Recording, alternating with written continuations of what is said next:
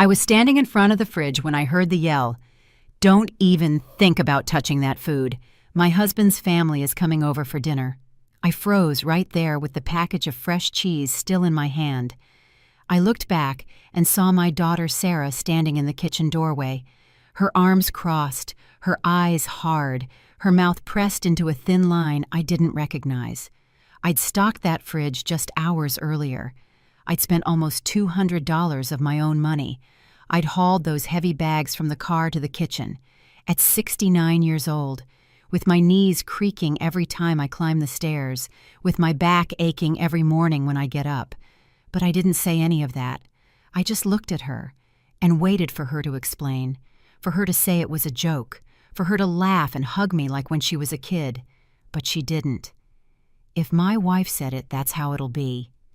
The voice came from the hallway. It was Daniel, my son-in-law, the man my daughter chose to share her life with. Tall, always well-dressed, always with that smile that never reaches his eyes. He walked over and put his hand on Sarah's shoulder, a possessive gesture, like marking territory. I still had the cheese in my hand. "Mom, you heard right. I need you not to touch anything in the fridge. Nothing. My in-laws are coming in 2 hours, and I can't serve them just anything. This is important to me, her in-laws, her husband's family, more important than me. More important than the woman who gave birth to her, who fed her as a baby, who stayed up 1,000 nights when she had a fever, who sold her own jewelry to pay for her college." "I understand, honey." That's all I said, because something inside me broke right then. It wasn't a loud break, no explosion, no yelling. It was silent, like when a dry branch snaps, a barely noticeable crack, but final. I put the cheese back in the fridge, closed the door slowly, wiped my hands on my apron, and smiled. I smiled because right then I understood something. I understood that my daughter didn't see me as her mother anymore. She saw me as an obstacle, as someone extra, as someone to get rid of, and I smiled. Because I decided that if they were going to treat me like that, then I'd make my own choices too. I'm going to my room, enjoy the dinner. I walked to the stairs. I felt their eyes on my back, but I didn't turn around. I climbed each step with my back straight, head held high, even though inside everything was shaking. I got to my bedroom and closed the door. I sat on the edge of the bed, the same bed where I slept with my husband for 30 years, where I cried when he died 10 years ago, where I was left alone, completely alone, until Sarah convinced me to come live with her. "This is your home too, Mom. You'll always have a place with us." That's what she said 2 years ago, when I sold my little house to help her with the down payment on this one. When I put all my money into this property that was supposed to be for both of us, for the family, for us to have a place together. Lies. It was all lies. I got up and walked to the window. From there I could see the garden, the roses I planted myself, the little lemon tree I put in when I moved here, the herb pots I tend to every morning. I did all that. With my hands, with my effort. Downstairs I heard laughter, music, the doorbell. The in-laws had arrived. I heard Sarah greet them with that sweet voice she doesn't use with me anymore. I heard Daniel offer them drinks. I heard the clatter of plates, the clink of glasses, and I was upstairs, in my room, like a punished kid, like I'd done something wrong, but my only crime was buying the food they were enjoying now.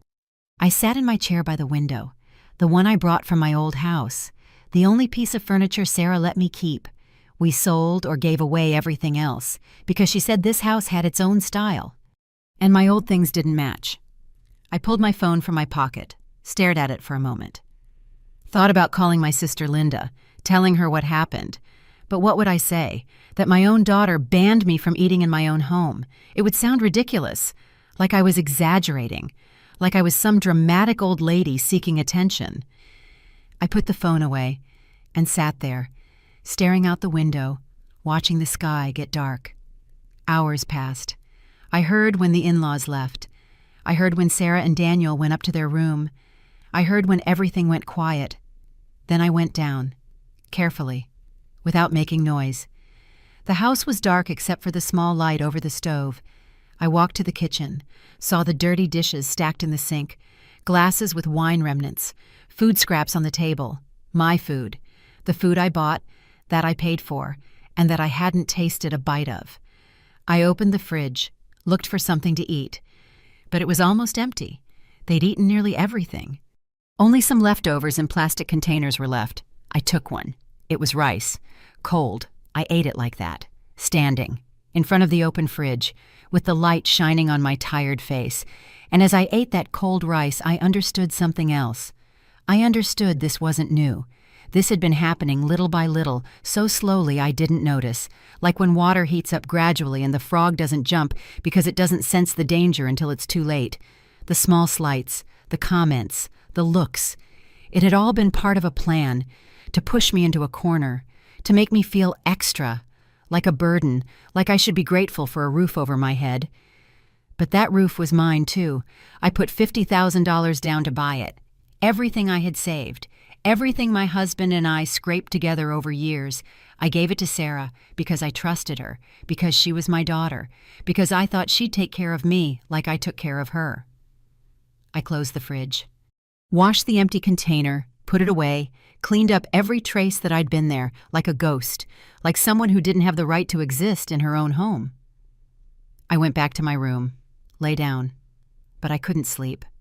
All night I was thinking, remembering, piecing things together. The last 6 months had been weird. Sarah kept asking me to sign papers that were supposedly from the bank. Renewals, paperwork, boring stuff I didn't understand well. And I signed. Because I trusted. Because she was my daughter. But now I wondered what I'd signed exactly. What were those documents? Why did Sarah insist so much? Why was there always a rush? Why couldn't I read them calmly?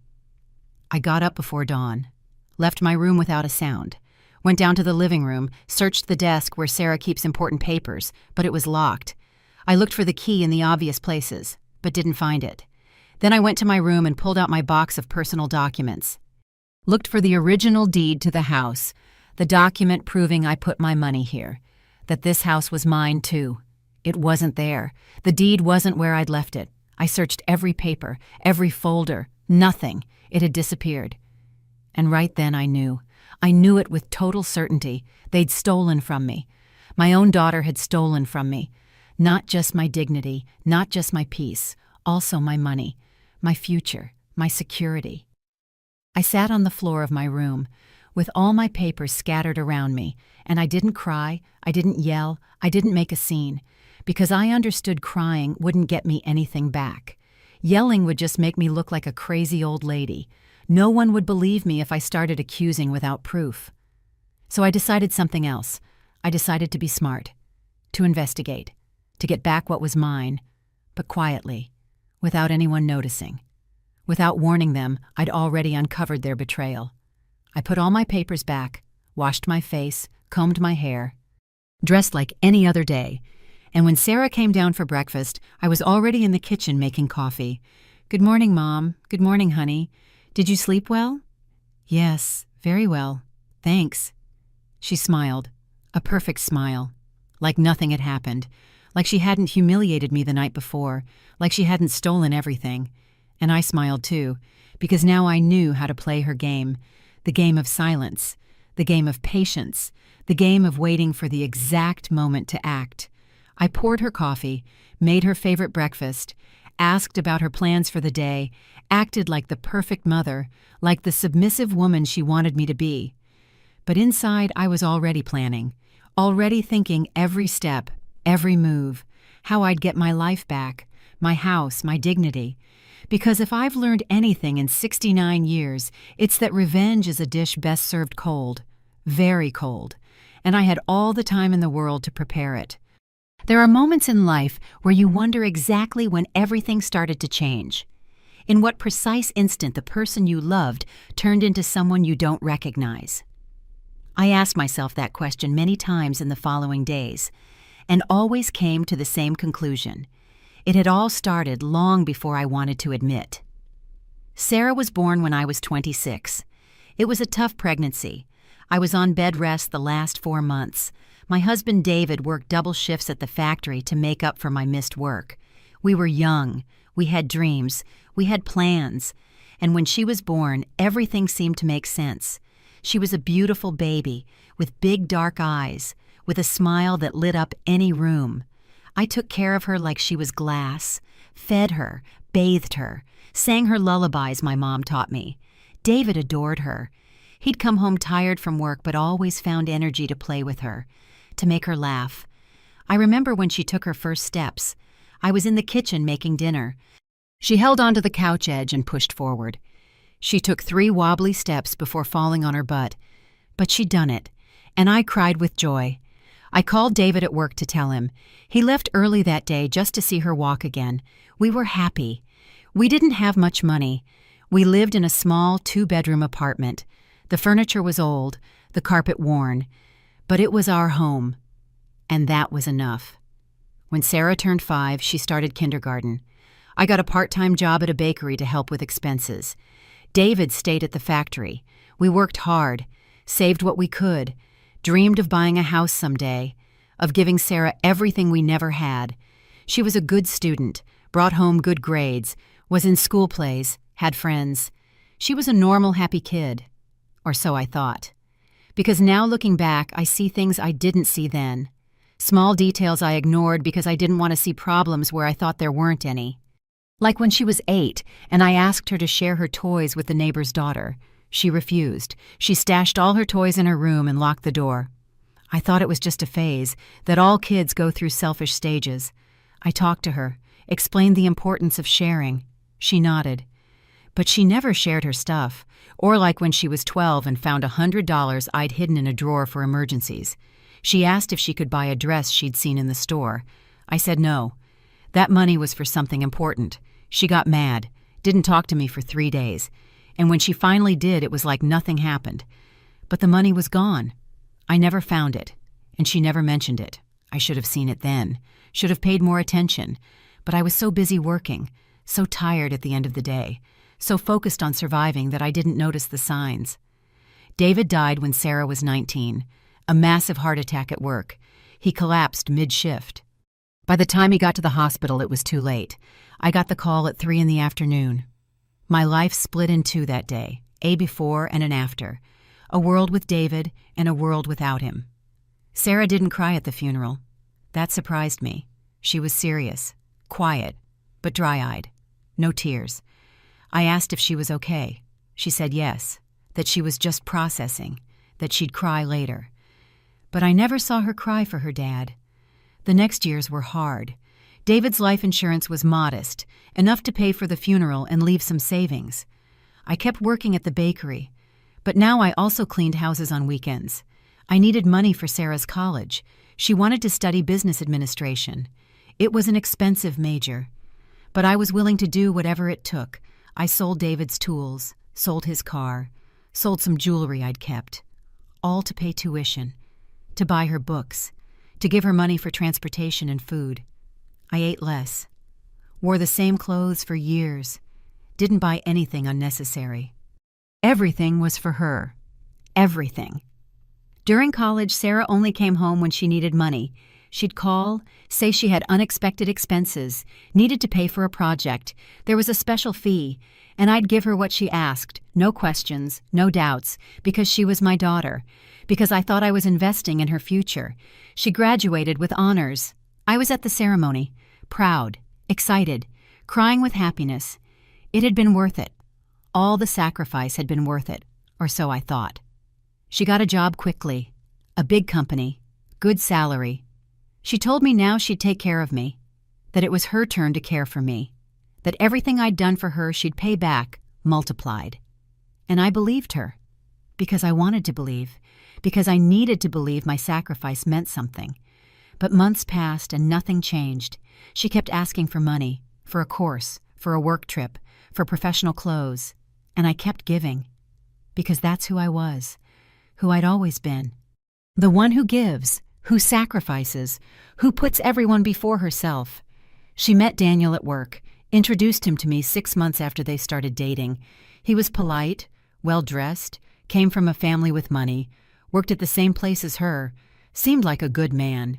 And I was happy for her, thought she'd finally found someone to make her happy. They got married the next year, a big wedding at a fancy venue with over 200 guests. I paid my share, $15,000 from my savings. Sarah said it was the least I could do, that the groom's family was paying way more, that she couldn't look bad, and I paid, even though those $15,000 represented years of work, years of sacrifice. At the wedding, she barely saw me. She was busy with her in-laws, with important guests. With me, she barely exchanged 2 words, introduced me as her mom and moved on, like I was just a requirement, an obligation, something to check off and be done. The first months of marriage, they lived in a small apartment. I'd visit on Sundays, bring food, clean a bit, help however I could, but I always felt extra, like an intrusion, like they'd prefer I didn't come. Then they started talking about buying a house. Daniel wanted something bigger, in a better neighborhood, but they didn't have enough for the down payment. They needed $50,000, and they looked at me. "Mom, you have savings, right? You could lend us for the house. We'd pay you back little by little, with interest if you want, and you could live with us. You wouldn't have to be alone anymore. It'd be perfect. A family again." That's what Sarah said. And I wanted to believe her, wanted to believe she was including me in her life, that she was giving me a place in her home, that she finally valued me. I sold my house, the little house David and I bought after years of saving, the house where we raised Sarah, where we were happy. I sold it. And gave her all the money, the full $50,000. She promised to put my name on the deed, promised the house would be ours, that I'd have my room, my space, that I'd always be welcome, and I signed everything they put in front of me, because I trusted, because she was my daughter. But now I understand that was my downfall, the exact moment I lost everything, where I stopped owning my own life, where I became an unwanted guest in what should have been my own home. The first months in the new house were okay. Sarah still kept up appearances, greeted me in the mornings, included me in some conversations, let me cook and help with home decisions. But there was something off, something I couldn't quite pinpoint, an invisible tension floating in the air every time I entered a room. Daniel worked late, came home tired, and locked himself in his study. Sarah spent hours on her phone. I kept busy cleaning, cooking, tending the garden, trying to be useful, trying to justify my presence in that house that felt less and less like mine even though it was. One day I found some papers on the dining table, bank documents. I saw them by chance while cleaning. I didn't mean to read anything private, but my name popped up on one page, and that caught my eye. It was a document about the house mortgage. I read quickly, trying to understand. There were numbers, legal terms I didn't get well. But one thing was clear. My name wasn't on the deed as owner. It only showed up as a reference, as someone who'd contributed money, but not as owner. Something cold ran through me. I picked up the paper with shaky hands, read it again, slower, trying to find my name in the list of owners, but it wasn't. Only Sarah Johnson and Daniel Reyes, no one else. I heard footsteps on the stairs, quickly put the paper back and kept cleaning. Sarah came into the living room, looked at me with that expression she'd started using. That mix of annoyance and superiority. "What are you doing, Mom? Cleaning, honey. Just cleaning." She grabbed the papers from the table and left without another word. I stood there, rag in hand, heart racing, with 1,000 questions in my head. That night I couldn't sleep, kept turning over what I'd seen. Maybe I'd misunderstood. Maybe my name was in other documents.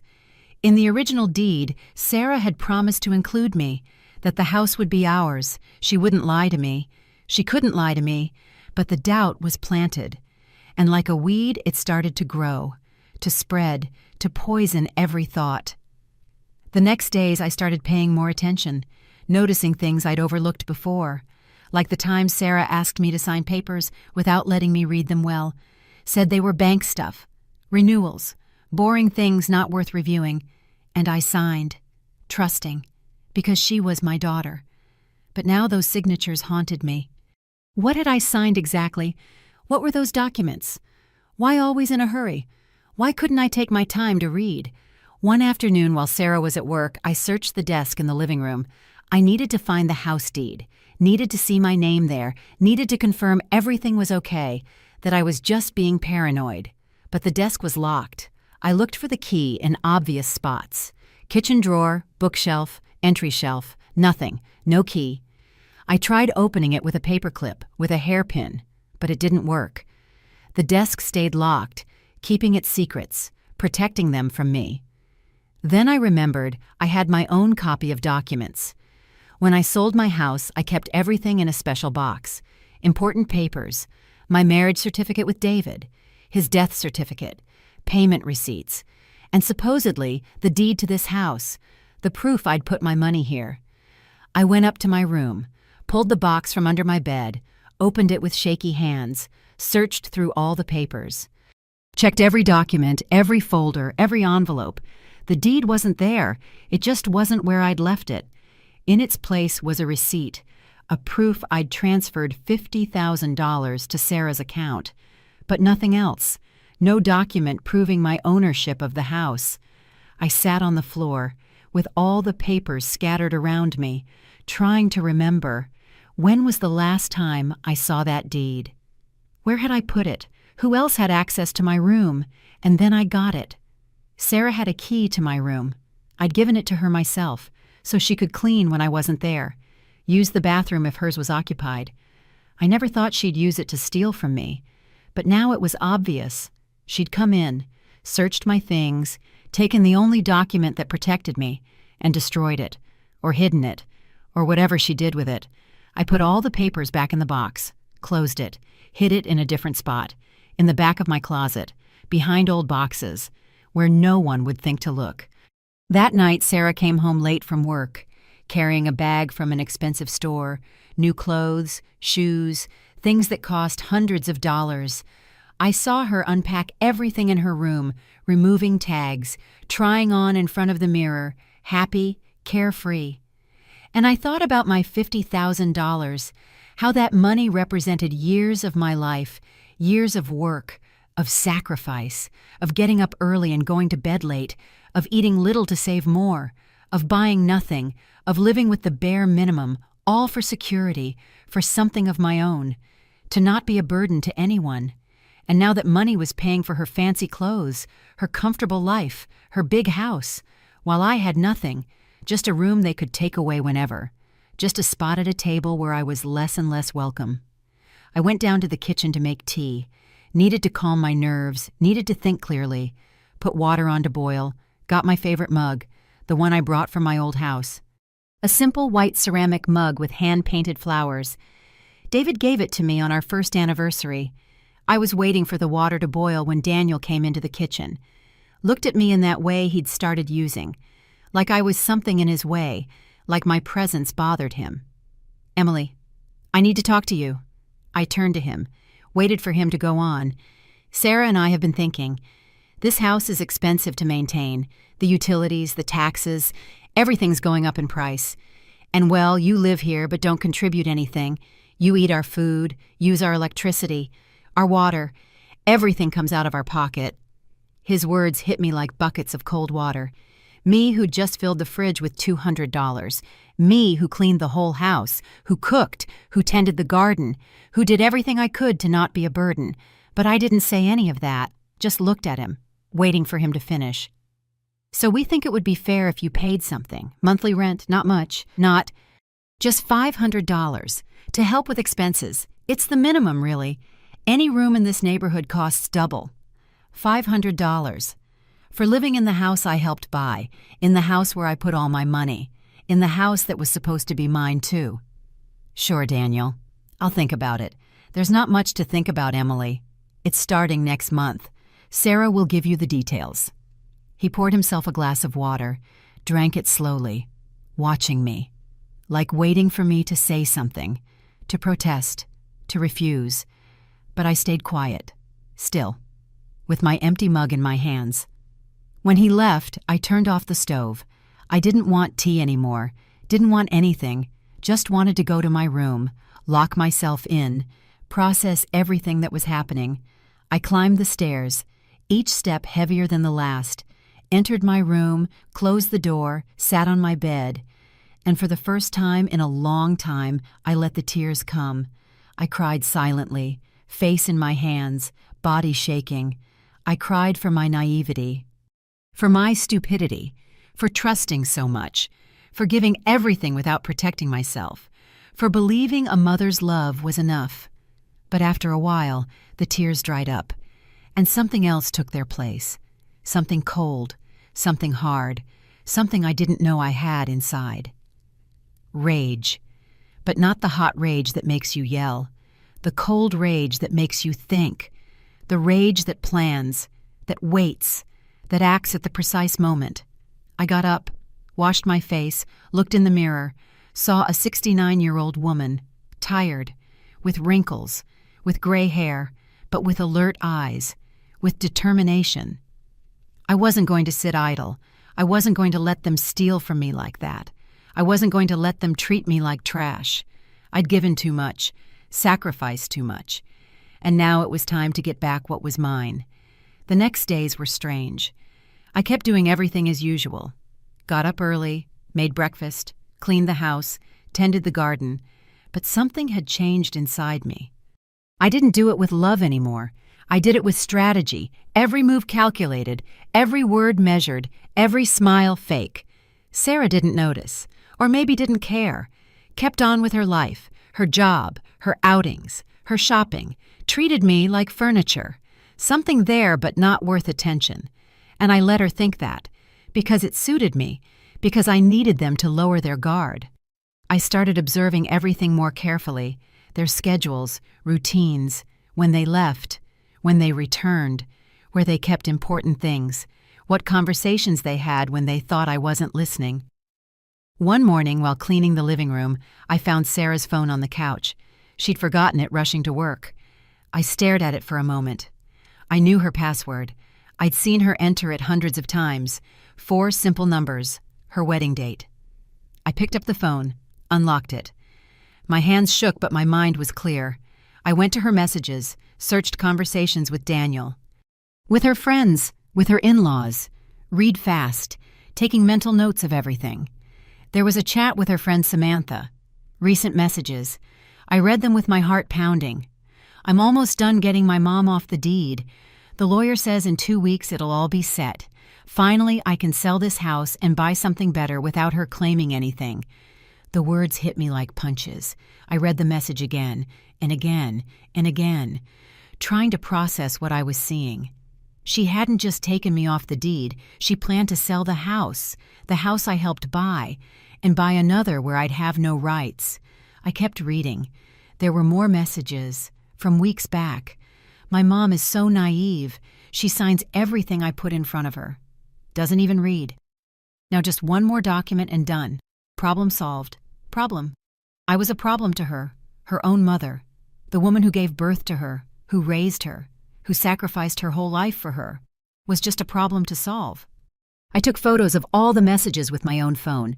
My hands shook so much some came out blurry, but I took several of each. I needed proof, needed to document everything. There was another chat with someone named Leo Thompson, a name I didn't recognize. I opened the conversation. Mrs. Johnson, as I told you last week, we processed the documents you brought. Your mother signed the waiver of rights on the property. Everything's in order. We just need her to sign one last paper and the process will be complete. You can stop by the office any time. A lawyer. She'd gone to a lawyer. Faked documents. Made me sign my own doom. And I didn't even know. I noted the lawyer's name, his phone number, the office address from the chat, everything, every detail, every word. I kept checking. There were photos, scanned documents, copies of papers I'd signed without reading well, contracts, waivers, relinquishments of rights, all there, in her phone, like trophies of her betrayal. I took photos of everything, one by one, making sure they were clear, that every word was legible. This was gold. This was what I needed to prove what they'd done to me. I heard a car in the driveway. My heart stopped. I looked out the window. It was the neighbor. I kept checking the phone. I had little time. Didn't know when Sarah would return. Found a folder called Mom Documents. Opened it. There were copies of my ID, my birth certificate, the deed for my old house, transfer receipts for the money. Everything they needed to steal from me was there, organized, filed, like a criminal file. And then I saw something else, a recent document, a quote for a new house, in another neighborhood, bigger, more expensive, dated last week. They were already looking where to move, already planning to leave me on the street. I took photos of everything, then deleted the call and message history so she wouldn't know I'd been in her phone, left it exactly where I found it, same angle, same position, went up to my room, closed the door, sat on the bed, connected my phone to my old computer, the one I brought from my previous house, transferred all the photos, saved them in a hidden folder, made copies on a USB drive I had stashed, couldn't risk losing that evidence. While transferring the files, I thought about everything I'd seen, about how my own daughter had planned my destruction with such coldness, such precision, like I was just an obstacle in her path, something to remove to move forward. I finished saving everything, hid the USB in a safe spot, inside a box of tampons in my bathroom. No one would look there, especially Daniel. I went down to the kitchen, put water on to boil, get ready. My hands weren't shaking anymore. My mind was strangely calm. Now I knew exactly what I was fighting against, knew how deep the betrayal was, and that gave me power, because knowledge is power, and now I had both. That afternoon, when Sarah got home from work, she was upset, searching for something desperately. "Mom, have you seen my phone?" "No, honey. Where did you leave it?" "I don't know. I had it this morning, but I can't find it." I helped her look. We checked the living room, the kitchen, her room. I acted worried, supportive, like the perfect mom she thought I still was. "Here it is." It was between the couch cushions. She took it with relief, quickly checked her messages, her calls. Everything seemed fine. She suspected nothing.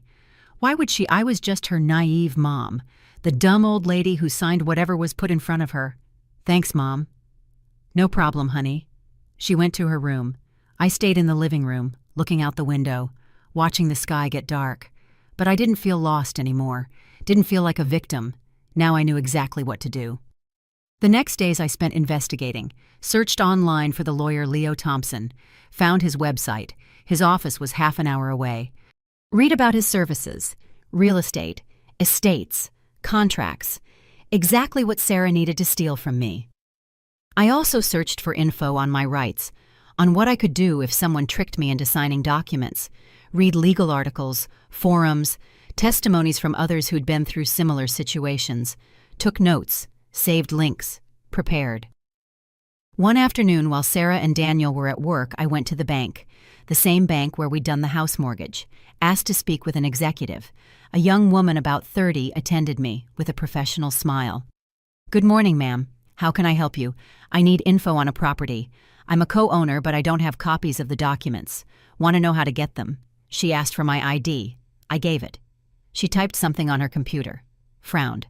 "Mrs. Thompson, according to our records, you don't appear as owner of any property. That's impossible.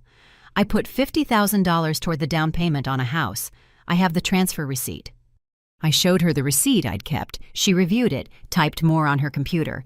"I see the transfer here, but it was made to Sarah Johnson's name, not as part of a co-ownership contract.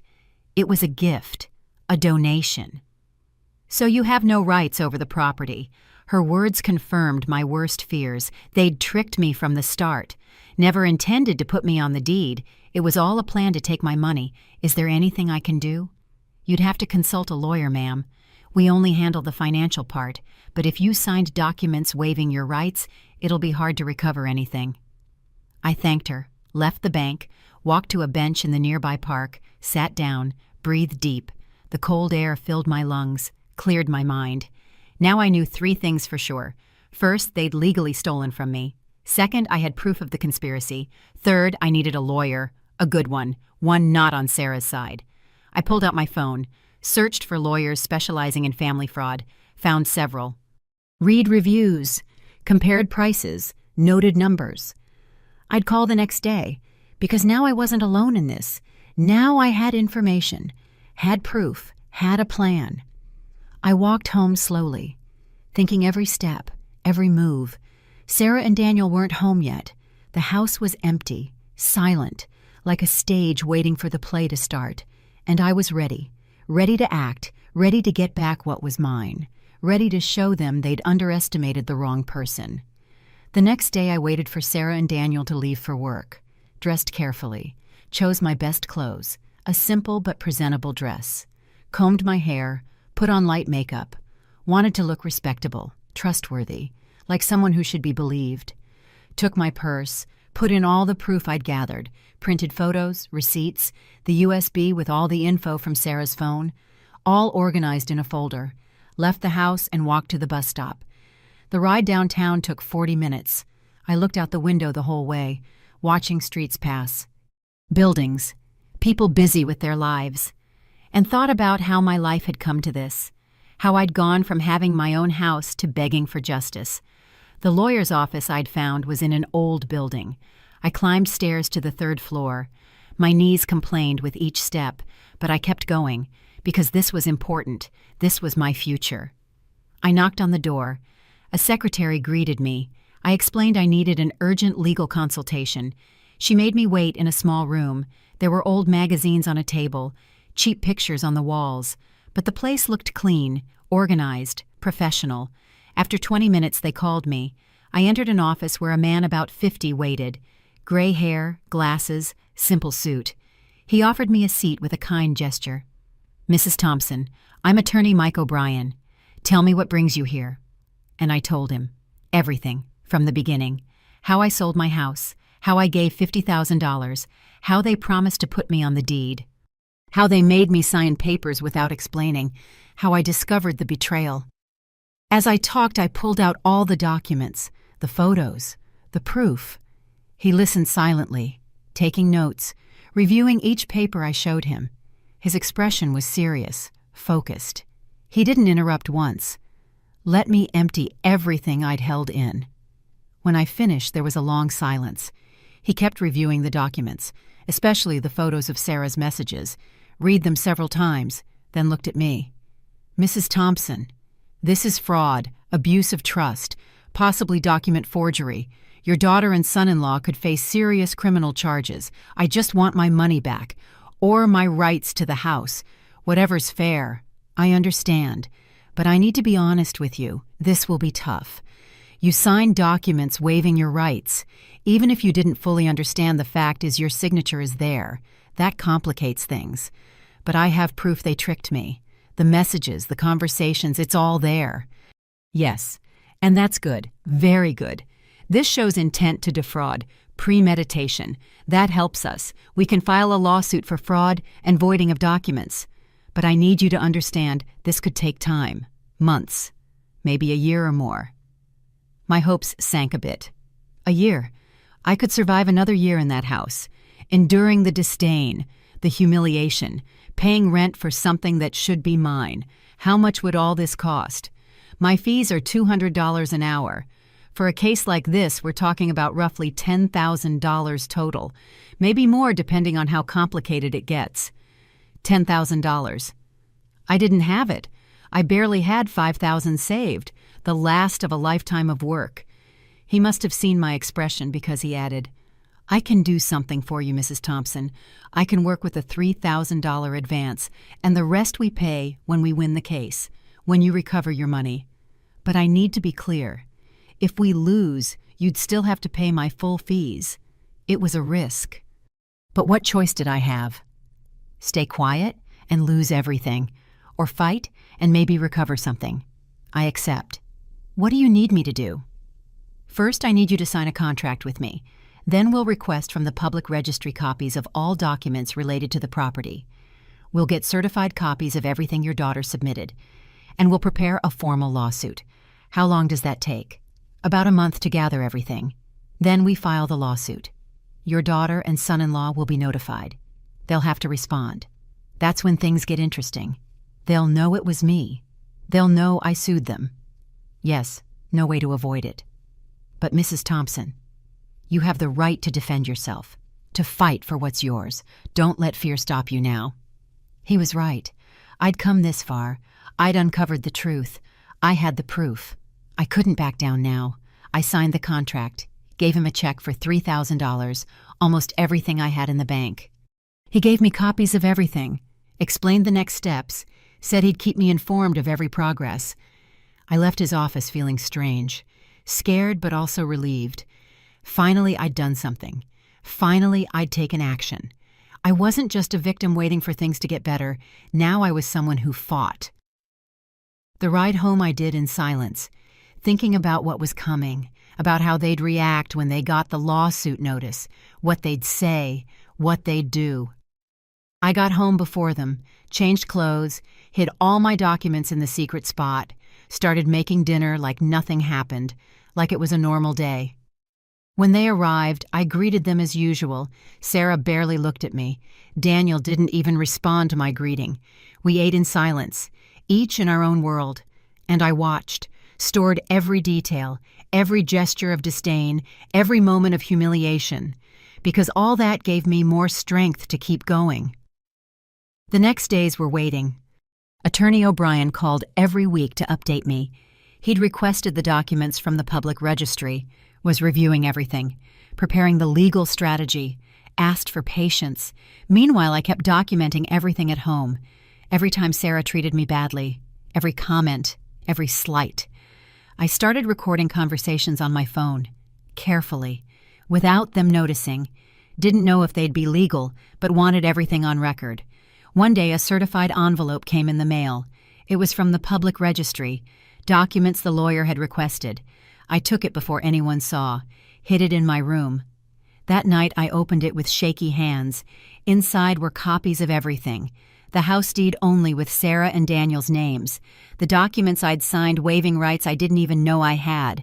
All there, in black and white. Proof of my naivety, of my stupidity, of how they'd used me. But there was more.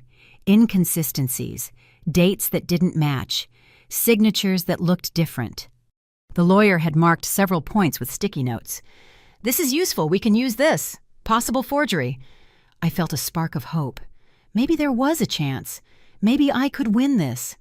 3 more weeks passed. Attorney O'Brien called me to his office. When I arrived, he had everything ready on his desk, a stack of organized papers, legal documents, the lawsuit ready.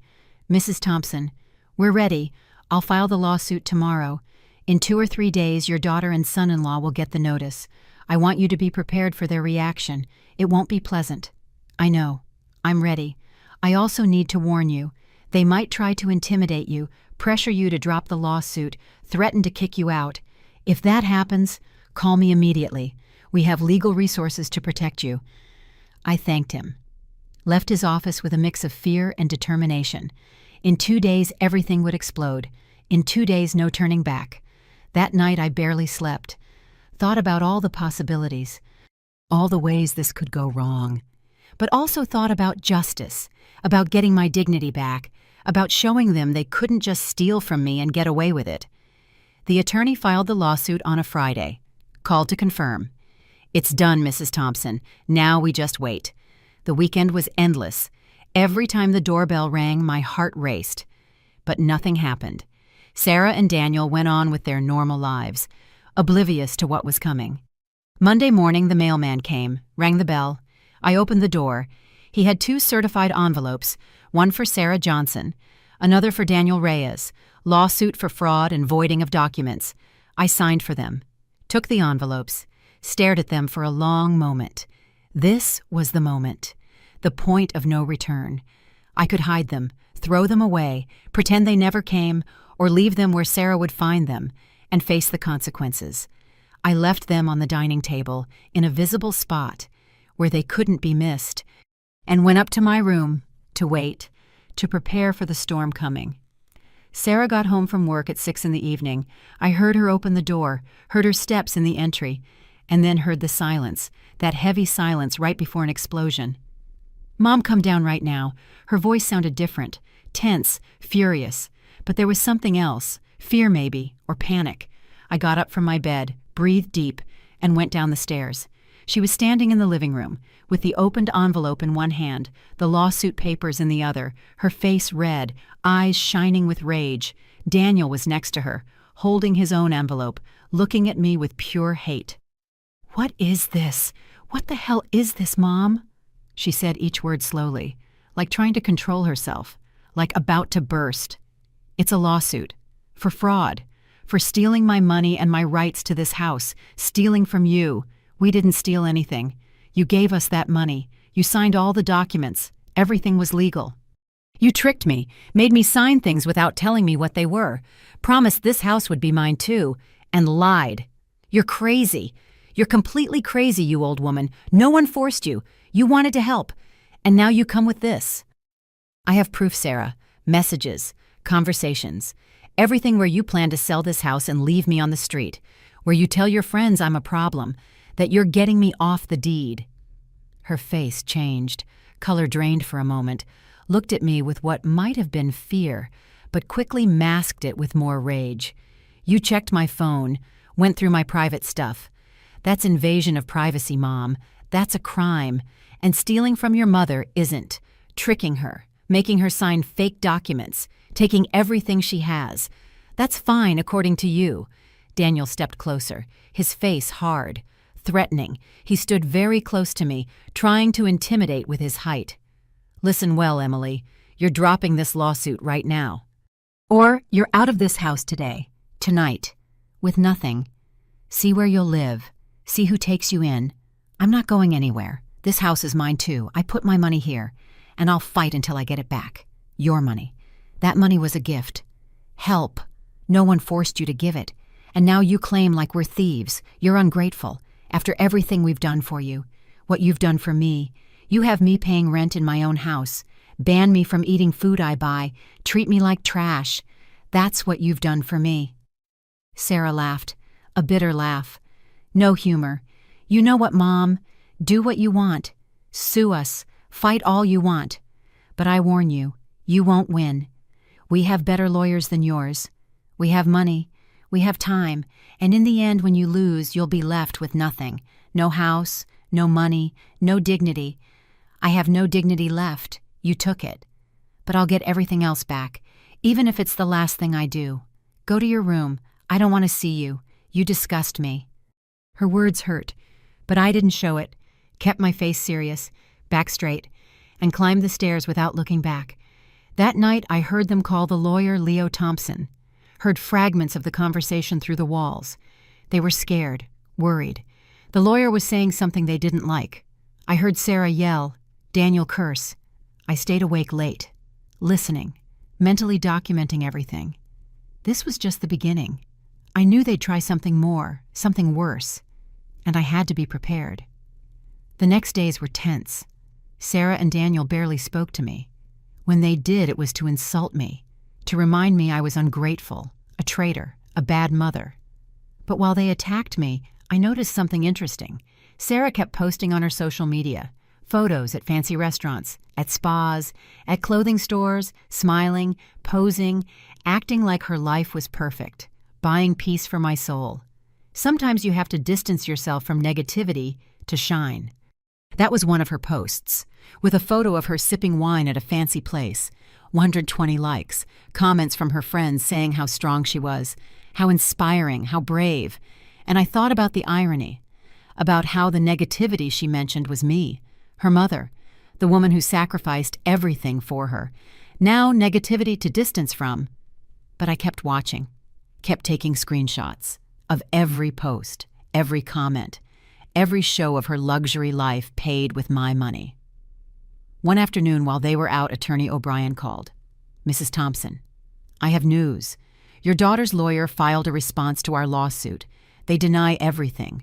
Say you gave the money voluntarily as a gift, that you signed all documents knowingly, that now you're regretting and want back what you gifted. It was expected." What next? Now comes the evidence presentation phase. Both sides submit everything we have. Documents, testimonies, evidence. Then the judge decides if there's enough case for trial. How long does that take? 3 or 4 months minimum. But Mrs. Thompson, I have to tell you something important. Your daughter's lawyer contacted me, wants to negotiate an out-of-court settlement. What kind of settlement they offer to give back $20,000 in exchange for dropping the lawsuit and signing a document waiving any future rights to the property. $20,000 of the $50 I put in. Not even half. Exactly.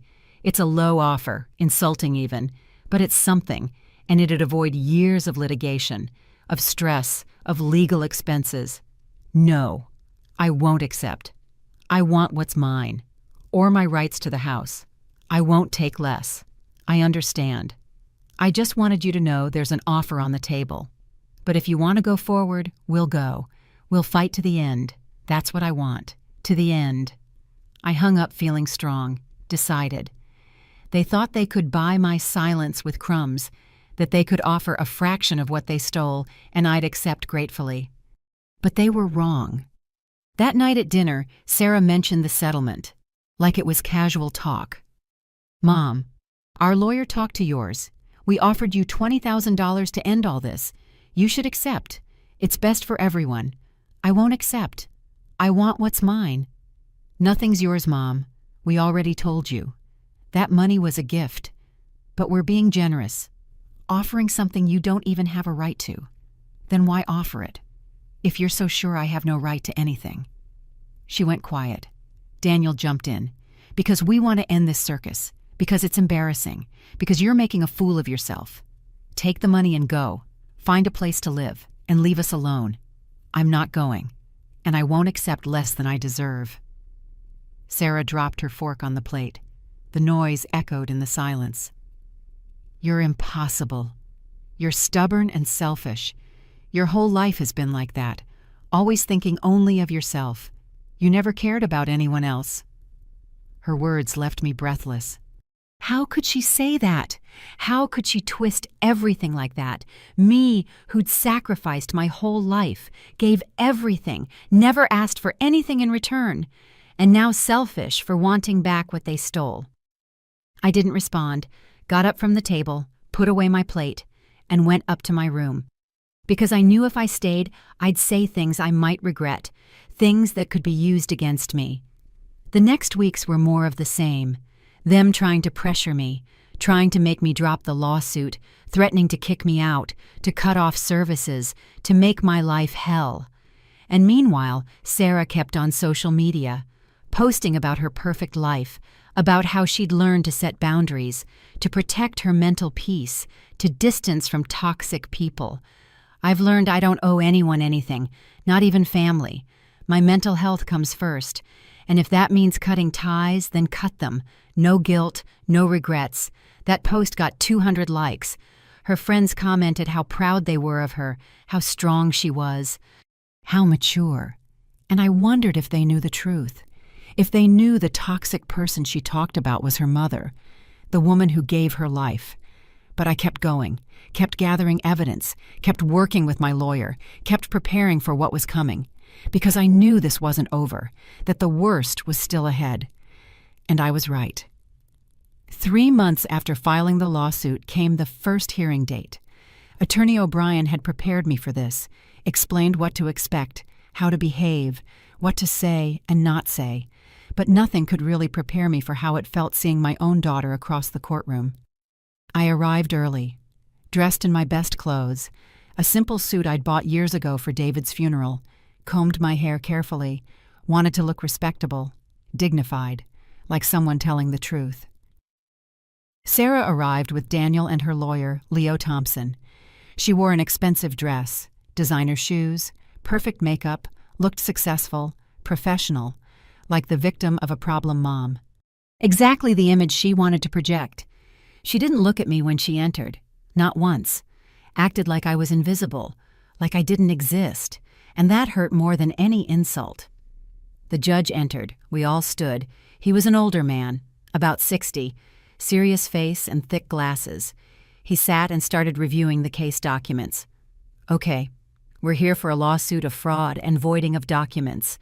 Mrs. Emily Thompson against her daughter Sarah Johnson and son-in-law Daniel Reyes. Attorney O'Brien, present your case."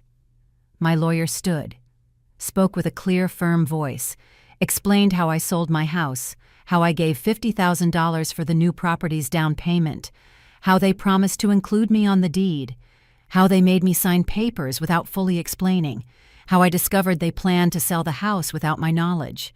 He presented the proof, the messages I took from Sarah's phone, documents with inconsistencies, transfer receipts, all organized, all clear, all damning. The judge reviewed each document carefully, took notes, asked questions. Attorney O'Brien answered precisely, confidently. I started feeling hope. Then it was Attorney Thompson's turn. He stood with a confident smile, calculated moves, like he knew he'd win. Your Honor, this case is simple. Mrs. Emily Thompson decided to help her daughter buy a house. She did it voluntarily. No one forced her. She signed all necessary documents fully aware. Now she regrets and wants back what she gifted. That's not fraud. That's buyer's remorse. He presented documents I signed, papers where I supposedly waived rights to the property. My signature was there, clear, undeniable. I felt dizzy seeing it, because I didn't remember signing that. Plus, Your Honor, Mrs. Thompson has lived in the property rent-free for 2 years, has had all the benefits of a $500,000 house without contributing to expenses, and now she has the nerve to sue her own benefactors. Benefactors. That word burned. Like they'd done me a favor. Like I was a beggar grateful for crumbs. The judge raised his hand to silence him. Attorney Thompson, I'm seeing text messages where your client clearly states she's removing her mother from the deed through deception, that she plans to sell the property without her knowledge. How do you explain that Thompson didn't flinch? Private conversations, Your Honor. Obtained illegally. Mrs. Thompson violated my client's privacy by checking her phone without permission. Those messages shouldn't be admitted as evidence. They were obtained by a worried mother suspecting fraud.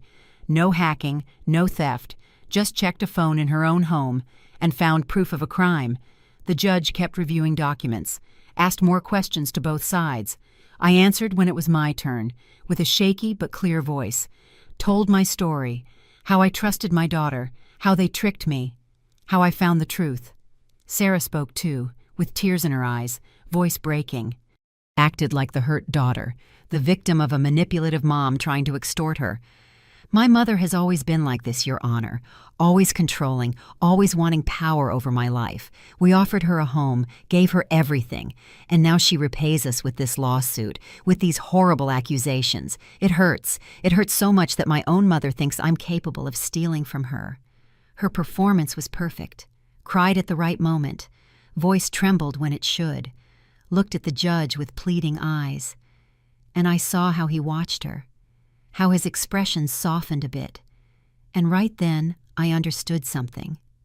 Understood that truth doesn't always win, that sometimes who acts best, who lies best, who has the better lawyer, that's who wins. The hearing lasted 3 hours. At the end, the judge said he needed time to review all the evidence, that he'd give his ruling in 2 weeks, that both parties should wait for his decision.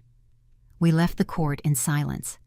Sarah and Daniel drove off in their new car, a luxury vehicle costing over $50,000, bought after I gave them my money.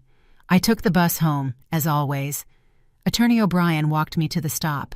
How do you think it went? Good, Mrs. Thompson. It went good. We have strong proof. The judge saw the inconsistencies, saw the messages. I think we have a shot. But he wasn't sure. I could hear it in his voice, in how he avoided looking me straight in the eyes. There was doubt, and that doubt terrified me.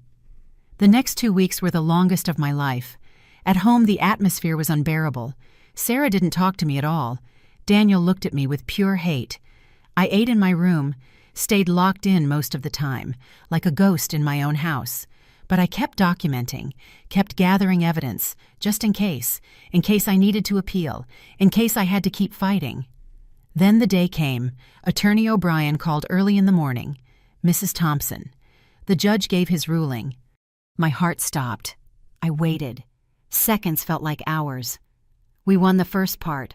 The judge determined there's enough evidence of fraud, ordered a deeper investigation, and best of all, ordered that any attempt to sell the property be frozen until the case is fully resolved. I couldn't believe it. I'd won something. Not everything, but something. The judge believed me, had seen the truth. What does that mean exactly?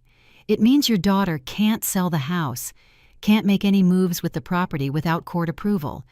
And it means we're going to full trial. That's where we'll fight for voiding the documents and getting your money back." It was a small victory, but a victory. For the first time in months, I felt something like hope. When Sarah got the notice that afternoon, her reaction was explosive. I heard yells from my room, things breaking, curses, Daniel trying to calm her out of control. I went down the stairs, needed to see her face. Needed to see the moment she realized she wouldn't get away so easily.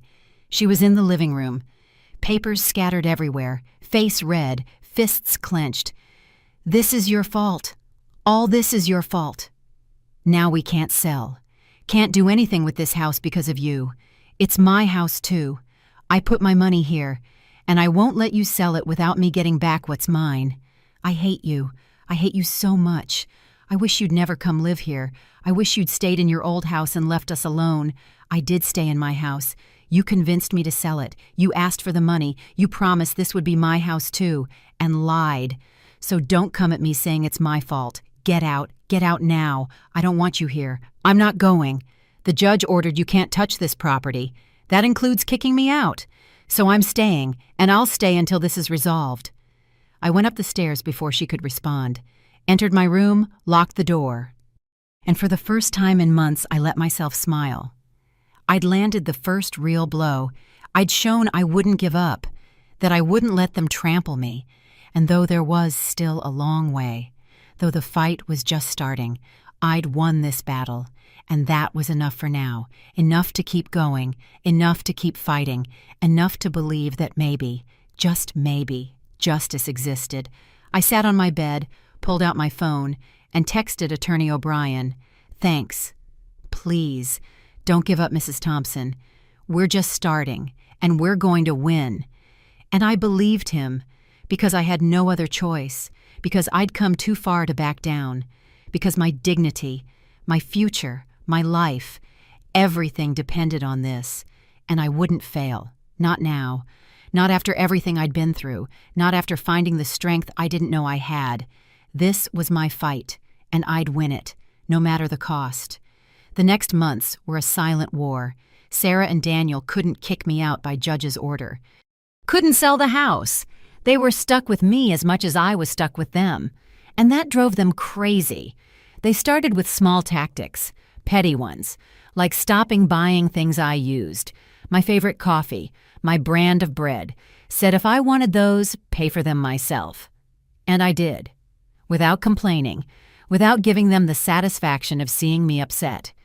They cut the internet to my room, said it was to save, but theirs kept working fine. I went to the public library to use computers when I needed. I adapted. They changed locks on some house areas. The basement, the garage, the study, like marking territory, like saying you don't belong here. And I let them. Because those small battles didn't matter. The big war wasn't over. But while they played those childish games, I kept gathering evidence, documenting everything, every act of hostility, every attempt to make my life hell. Everything was recorded. Everything helped. Attorney O'Brien worked the case. Filed more documents, more proof. Got testimonies from neighbors confirming I lived there, that I took care of the house, that I'd put money into the property. 6 months after the first hearing came the full trial date. This time it'd be final. The judge would decide if the documents I signed were valid or if I'd been frauded. Decide if I got my money back or lost everything. The night before, I couldn't sleep. Stared at the ceiling, thinking all possibilities. What I'd do if I won. What if I lost? How my life had come to this. The trial day dawned gray, cloudy, like the sky knew what was at stake. I dressed carefully. The same suit from the first hearing. My hands shook buttoning it. The courtroom was fuller this time, more people, more witnesses. The case had drawn attention, a mother suing her daughter, a family betrayal story, the kind people find fascinating in a morbid way. Sarah arrived with a full team, her attorney Thompson, 2 legal assistants. Daniel and his parents, all dressed impeccably, all projecting success, power, money, trying to intimidate with their presence. I arrived alone with Attorney O'Brien, but I didn't feel small. Not this time. Because I knew truth was on my side, and that was worth more than all their money. The trial lasted 2 full days. Each side presented arguments, witnesses, proof. Attorney Thompson brought experts who analyzed my signature, said it was authentic on all documents, that I'd signed knowingly. But Attorney O'Brien brought his own experts, graphologists who found inconsistencies, small differences in some signatures, different pen pressure, slightly different angles, enough for reasonable doubt. I took the stand, told my full story, with a firm voice, no crying, no drama, just the simple, painful truth. How I trusted my daughter, how they promised to include me in the property, how I found they'd lied. Attorney Thompson cross-examined me harshly, trying to make me look like a liar, like a manipulative mom after money. Asked why I didn't read the documents before signing, why I trusted so much, why I regretted now. I don't regret trusting. I regret trusting the wrong people. A mother shouldn't have to read fine print when her daughter asks for help. A mother should trust her own daughter won't steal from her. My answer hung in the courtroom silence. I saw some jurors nod slightly, saw the judge note my words. Then it was Sarah's turn. She took the stand in her expensive dress, perfect makeup, prepared performance. She cried, said she loved me, never wanted to hurt me, that it was all a misunderstanding. I just wanted to help my mom, Your Honor. Give her a home. But she's very controlling, wants power over everything. She signed those documents freely. And now that things didn't go her way, she's punishing us with this lawsuit. Her voice broke at the right moments. Tears fell when they should. It was a masterful act. And I saw some in the room moved, looking at her with sympathy. But then Attorney O'Brien did something brilliant. He projected on a big screen the messages Sarah sent. The conversations where she planned to remove me from the deed, where she called me a problem, where she mocked how easy it was to trick me. Ms. Johnson, can you explain these messages?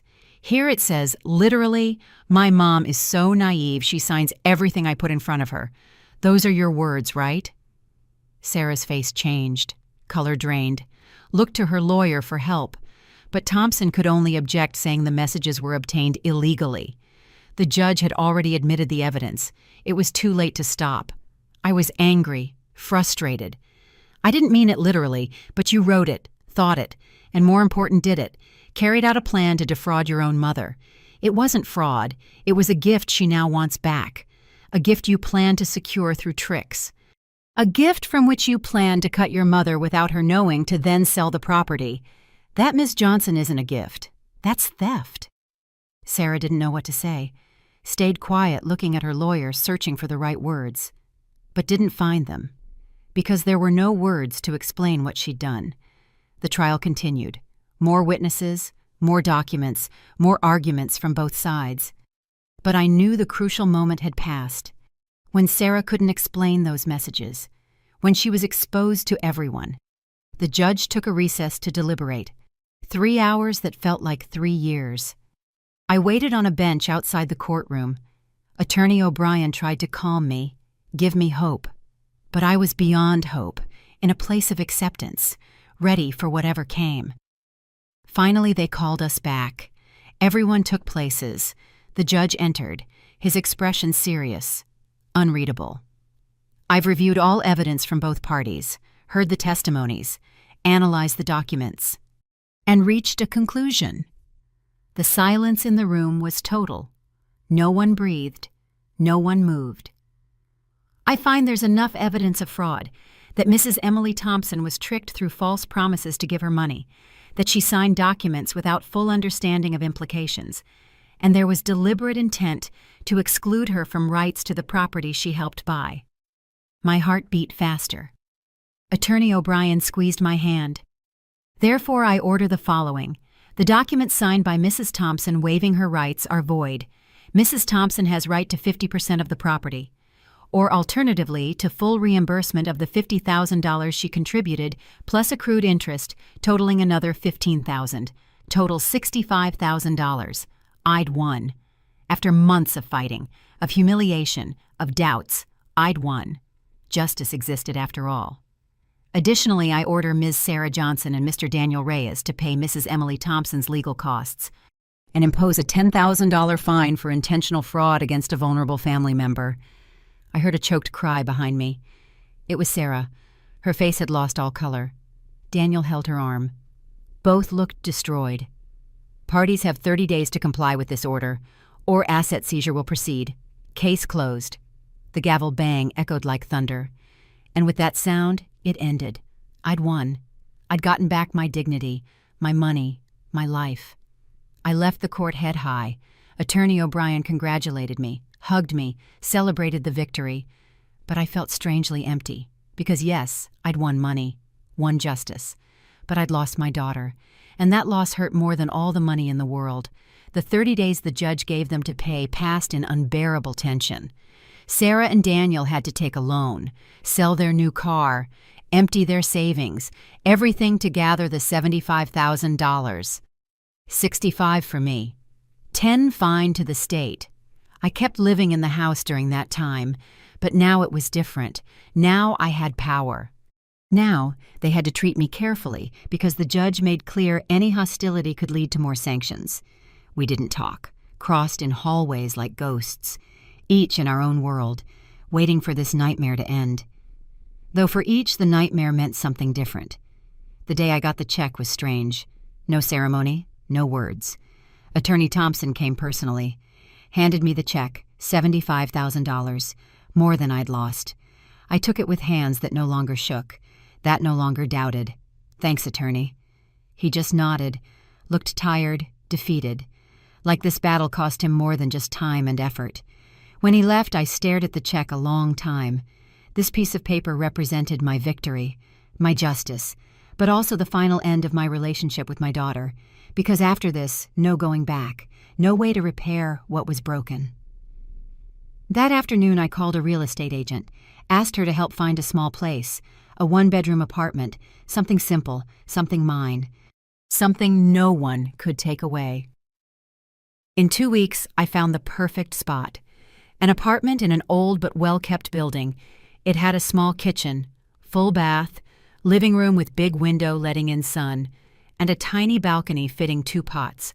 Cost $250,000. I bought it cash, no mortgage, no debts. Completely mine, in my name. With deeds I reviewed line by line with my own lawyer before signing. Moving day, I hired 2 men to help. I didn't have much. My clothes, my books, my photos, the box with important documents, the balcony plants I'd tended for years, the ceramic mug David gave me. That was all. Sarah didn't come out of her room when I left. No goodbye, no last hug, no reconciliation words, just silence. A heavy silence saying more than 1,000 words. Daniel was in the living room when I carried down my last box, looked at me with what might have been regret, or maybe just relief I was finally going. Emily, I'm sorry for everything. They were the only words he said to me in months. I didn't respond. What could I say that I forgave him, that everything was fine, when nothing was fine, when it never would be again? I just nodded and walked out that door for the last time. My new apartment was small, quiet, empty, but mine. I spent the first night sitting on the floor, no furniture yet, with a hot tea mug in my hands, looking out the window at city lights. And I cried for everything I'd lost, for the daughter I thought I had, for the family that never really existed, for years wasted believing empty promises. I cried until no tears left, until the pain became more manageable, something I could live with. The next months were rebuilding. Bought simple furniture, a bed, a small table, 2 chairs, a comfy armchair for reading, nothing expensive, nothing showy, just what's needed to live with dignity. I used some leftover money to take a baking course, something I'd always wanted but never had time. Learned to make cakes, cookies, artisanal bread, and discovered I had talent for it. Started selling my products to neighbors, to local shops. Not much money, but mine. Earned with my effort, without depending on anyone, without owing favors. One April afternoon while watering plants on the balcony, my phone rang. Unknown number. I hesitated before answering. but something told me to. Mom. Sarah's voice hit me like a punch to the gut. I hadn't spoken to her in 8 months, since the day I left her house. Hello, Sarah. Silence on the other end, heavy breathing, like searching for the right words. I just wanted you to know Daniel and I are divorcing. He blames me for everything that happened, for losing the money, for the shame, for everything. And I'm alone now, Mom. Everyone turned their back on me. Her voice broke. She started crying. And part of me, that part that's always her mother, wanted to comfort her, wanted to say everything would be okay. That I forgave her, that we could start over. But another part of me, the part that was betrayed, stolen from, humiliated, that part stayed firm. I'm sorry for what you're going through, Sarah. I really am. But I can't be your support now, not after everything. But you're my mom. You're all I have. And you were my daughter. You were all I had. And you stole from me, betrayed me, made me feel worthless. So no, I can't be what you need now. Maybe someday. But not now. Mom, please, take care, Sarah. I wish you the best. Really. But I need time. A lot of time. I hung up before she could respond, before my resolve weakened, turned off the phone, and stood there, shaking, crying, but also feeling strong. Because I'd set a boundary, because I'd chosen my own peace over guilt. More months passed. Fall turned to winter, winter to spring. Life went on. I made new friends in the building, women my age, widows, divorced, women with their own stories of pain and survival. We had tea together Thursdays, shared recipes, laughed, lived. One April afternoon on my balcony watering plants, I saw something that made me smile. One of the succulents I'd brought from Sarah's house had bloomed. A small flower, pink, delicate. It survived the transplant, the change, and now bloomed more beautiful than before. And I realized I was like that plant. They'd uprooted me from where I thought was home, hurt me, almost destroyed me. But I survived, adapted, and now I was blooming again, in my own space, on my own ground, at my own pace.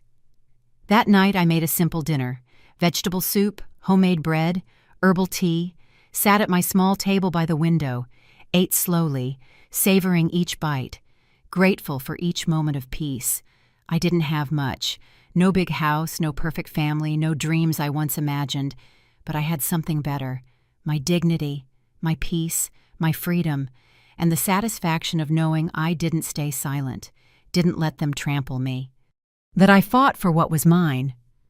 Before bed, I wrote lines in my journal, something I'd started as therapy, and wrote the most important truth I'd learned in all this. I didn't win by yelling louder. I won by proving the truth. I didn't stoop to their level, didn't fill with hate, just presented the facts, and that hurt more than any insult. That's my victory, not becoming what they were to me, not losing my essence in recovering my life. I closed the journal, turned off the light, and lay in my bed, in my apartment, in my home, and for the first time in years slept deeply. No nightmares, no fears, just peace, because I'd closed that door. Not for revenge, not for hate, but for love. Self-love. The kind of love I'd forgotten I deserved. The kind no daughter, no son-in-law, no